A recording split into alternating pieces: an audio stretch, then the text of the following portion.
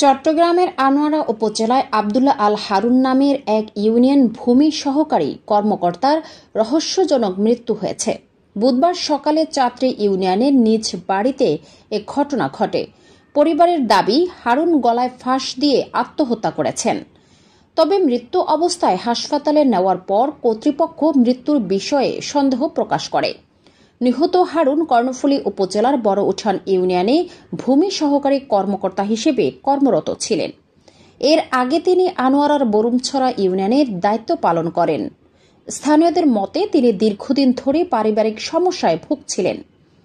বিষয়টি তদন্ত করলে প্রকৃত কারণ বেরিয়ে আসবে বলে তারা মনে করেন।